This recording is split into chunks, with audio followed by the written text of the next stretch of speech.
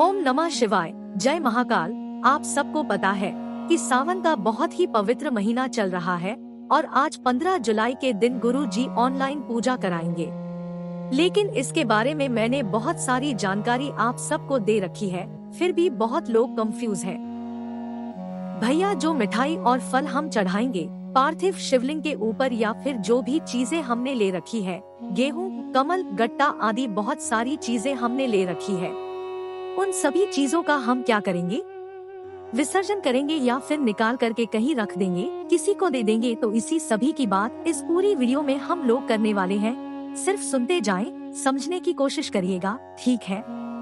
चलो सबसे पहले तो आपको ये बता दूं कि इस वीडियो को शेयर करिएगा जितना ज्यादा कर सकते हैं, क्योंकि अगर हमारी वजह से किसी का भला हो जा रहा है, कोई गलत काम करने से रुक जा रहा है, तो मुझे लगता है कि इससे बहुत बड़ा पुण्य हम सबको मिल सकता है, ठीक है? चलो देखो, आप लोगों ने बहुत सारी अलग अलग तरीकों की मिठाइयाँ ले रखी होंगी। कुछ लोगों ने 2 तरीकों की ले रखी है, कुछ लोगों ने 3 तरीके की बहुत सारी ले रखी है। अगर आपने कोई मिठाई ले रखी है या फिर कोई सा भी फल ले रखा है, जब हम पार्थिव शिवलिंग की पूजन करेंगे, जैसे जैसे गुरुजी जब जब वहाँ से बोलेंगे, जो भी पंडित जी जो टीवी पे बैठ कर के वहाँ पूजन कराएंगे, वैसे वैसे सारी चीजों को लाइन से आपको चढ़ाते जाना है। जब वो कहेंगे कि फल चढ़ाइए, जब वो कहेंगे कि यहाँ पर मिठाई चढ़ाइए, या फिर जो भी कहेंगे गेहूँ चढ़ाओ, चना, जो भी चीजें कहेंगे चढ़ाने के लिए, वो आप चढ़ाओगे, ठीक है? चढ़ाओगे ना? लेकिन जब पूजन समाप्त हो जाएगी, सारी आपने महादेव के शिवलिंग के ऊपर, पार्थिव शिवलिंग के ऊपर समर्पित कर रखी है, चढ़ा रखी है। बात आती है भैया, जब पूजन हमारी खत्म हो जाए, जब दिन आता है विसर्जन का, तो अब हम क्या करें उन सभी चीजों का? ठीक है, लेकिन सबसे पहले ये समझो कि मैंने आप सबको बता रखा है कि विसर्जन आप उसी दिन कर सकते हैं, कोई इशू नहीं है, कोई दिक्कत नहीं है। जैसे 10 बजे जब पूजा खत्म होगी ना, 10 बजे पूजा खत्म होगी, तो आप अपने घर में छोटी सी बाल्टी लेना, उसमें पानी भरना और महादेव का जो पार्थिव शिवलिंग होगा घर पे ही विसर्जन, कोई भी नदी, तालाब, सरोवर आपके पास में हो तो रात में ही ले जाकर के विसर्जन कर दो, या फिर सुबह कर सकते हैं, कोई भी। इसके बारे में मैं कल डिटेल में बात करूंगा विसर्जन वाला। सबसे पहले जो मिठाई और फल वाली बात है, देखो मिठाई और फल का कभी विसर्जन नहीं किया जाता। एक बात का ध्यान रखना, क्यों? देखो मिठाई क्या है? खाने वाली सामान है। फल क्या है? खाने वाला सामान है।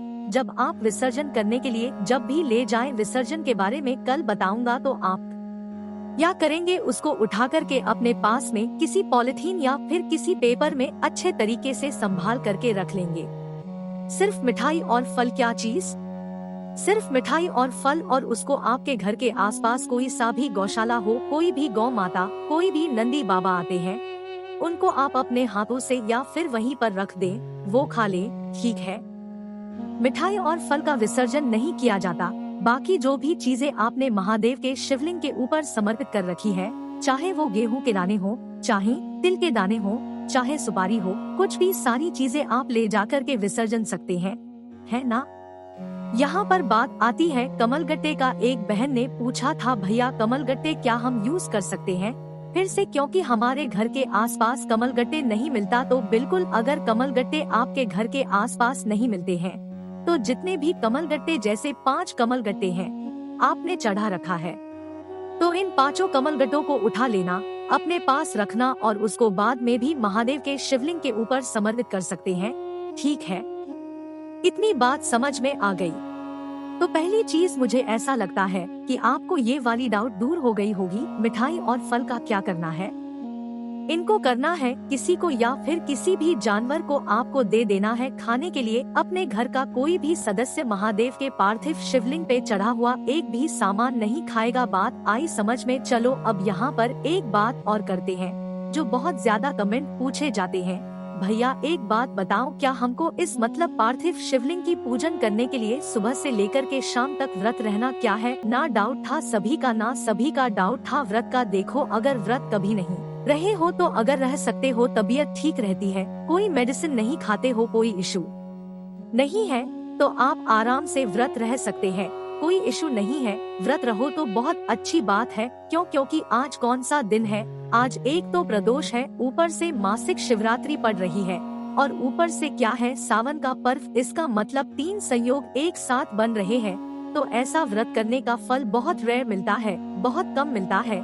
तो अगर आप व्रत रह सकते हैं, बहुत अच्छी बात है। यहाँ पर एक एक्सेप्शन है, एक्सेप्शन केस है। आपके घर की जो भी महिलाएं, जो भी पुरुष हो, बच्चे बूढ़े जो भी हो, अगर वो एक भी मेडिसिन खाते हैं, एक भी दवा खाते हैं, तो आपको व्रत नहीं रहना है।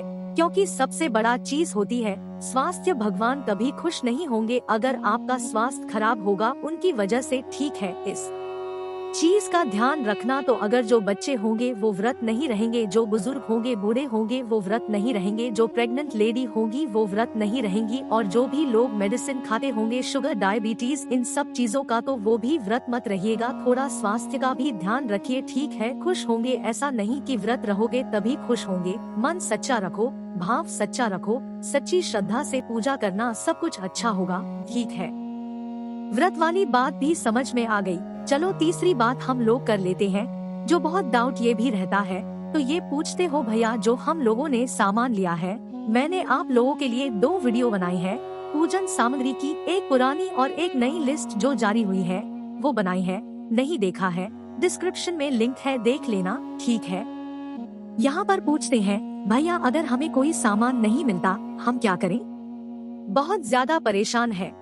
देखो, मैंने आपको पहले ही बार बार आप लोग कमेंट करते हो, मैं कितनों को रिप्लाई करूं, इसीलिए वीडियो बनाना पड़ रहा है मुझे कि अगर आपको मेरे जो भी भाई बहन है नहीं मिलता कोई सामान ना, जैसे कमल का टेक ढूंढ रहे हो नहीं मिला, कोई बात नहीं, मत लो कमल का टेक, मान लो गेहूं के दाने ढूंढ रहे हो नहीं मिला, कोई दिक्कत नहीं है, मत लो गुलाब के फूल ढूंढ रहे हो नहीं मिल रहा है, मत लो, कोई दिक्कत नहीं है, ठीक है। लेकिन परेशान मत हो, जो भी चीजें आसानी से इजीली आपको मिल जाए, सच्चे मन से वही चीजों को समर्पित करना। जो चीजें नहीं मिली है उनके लिए बहुत ज्यादा परेशान नहीं होना, बहुत ज्यादा हाथ पे नहीं मारना है। कोशिश करो, बिल्कुल कोशिश करो, मिल जाए तो बहुत अच्छी बात है, नहीं मिलती है तो बिल्कुल परेशान नहीं होना है, ठीक है। समझ में आई बात। चलो 3 चीजें तो हो गई। जो चौथा डाउट आप लोगों का ये रहता है कि ये बताइए भैया कि अगर जो हमने सामान ले रखा है, जैसे बहुत सारे सामान आपने ले रखे हैं, तो क्या एक व्यक्ति एक ही लोगों के लिए सामान लेगा? मेरे कहने का क्या मतलब है कि जैसे मैंने आपको बताया था ना कि 108 क्या लेने हैं चावल के दाने, तो क्या जैसे मान लीजिए हमारे घर में 4 लोग हैं, तो चारों लोगों के लिए अलग अलग 108 चावल के दाने लेंगे। अगर पॉसिबल है, मेरी बात सुनना ध्यान से पहले, उसके बाद कोई डिसीजन लेना। अगर पॉसिबल है आपके लिए तो आप अलग अलग रख लो, क्या दिक्कत है? पूरे दिन में यही तो करना है, पूजन सामग्री तो इकट्ठा करनी है, सब कुछ यही तो करना है।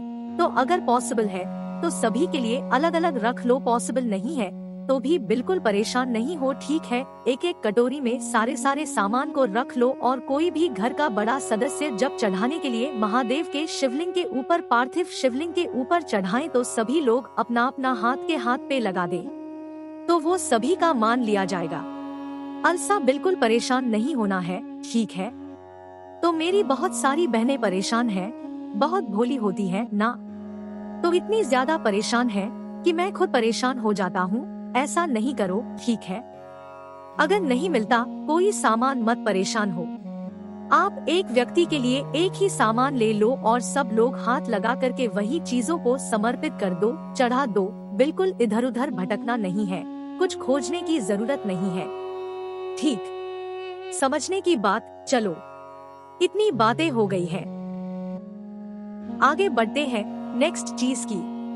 डाउट और है जो 5वां डाउट मैं ले रहा हूँ और ये आखिरी है, थोड़ा सा 2 मिनट और बचा हुआ है। देखो, बहुत लोग पूछ लेते हैं भैया आपने कुछ उपाय भी कल बताए हैं करने के लिए, तो क्या हम पार्थिव शिवलिंग के पूजन के साथ में कोई और उपाय भी कर सकते हैं क्या? तो इसका जवाब है नहीं। मतलब नहीं का मतलब क्या है कि पार्थिव शिवलिंग की पूजन के बाद आपको पार्थिव शिवलिंग के ऊपर उपाय नहीं करना है। आप कोई सा भी उपाय कितने भी बजे सुबह से लेकर के रात तक कभी भी महादेव के शिवलिंग के पास जाकर के, चाहे आपके घर में महादेव का शिवलिंग हो या फिर महादेव के मंदिर में कोई सा भी, सावन की शिवरात्रि का या फिर आज प्रदोष भी है, प्रदोष का कोई भी उपाय कर सकते हैं।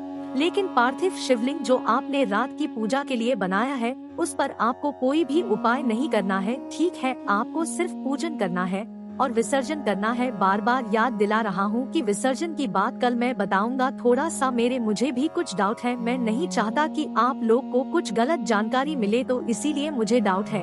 तो मैं कल सुबह के सुबह आप लोगों को वीडियो मिल जाएगी विसर्जन वाली, वो आप लोग देख लेना, ठीक है। तो बाकी उपाय वाली कोई सा भी उपाय आप कर सकते हैं, लेकिन वो उपाय आपको महादेव के शिवलिंग के ऊपर करना होगा। ऐसा नहीं कि जो पार्थिव शिवलिंग का निर्माण आपने किया है उस पे करना है। एक बात और आपको याद दिला दूं कि मिठाई और फल आपके घर का कोई भी सदस्य प्रसाद के रूप में नहीं खाएगा, और आपको यह मिठाई और फल नदी, तालाब, सरोवर में विसर्जन भी नहीं करना है। और इस मिठाई और फल को किसी भी नंदी बाबा, किसी भी गाय को या फिर किसी भी जानवर को आप खिला सकते हैं, कोई इशू नहीं है, ठीक है। इतनी बात। तो इसके अलावा अगर आपको अभी भी कुछ भी डाउट है, कुछ पूछना हो तो नीचे कमेंट में पूछ सकते हैं। वीडियो पसंद आई हो तो वो भी कमेंट में जरूर बताइएगा कि हाँ भाई अब वीडियो पसंद आई, कौन सी चीजें पसंद नहीं आई ये बात भी वीडियो में जरूर बताइएगा, ठीक है। तो वीडियो पसंद आती हो तो लाइक कर दीजिए, कुछ पूछना हो, नहीं समझ में आए नीचे कमेंट में पूछे। और जितने भी भाई बहन अचानक से चैनल पे आ गए हैं तो चैनल को सब्सक्राइब जरूर करिएगा। ओम नमः शिवाय, जय महाकाल।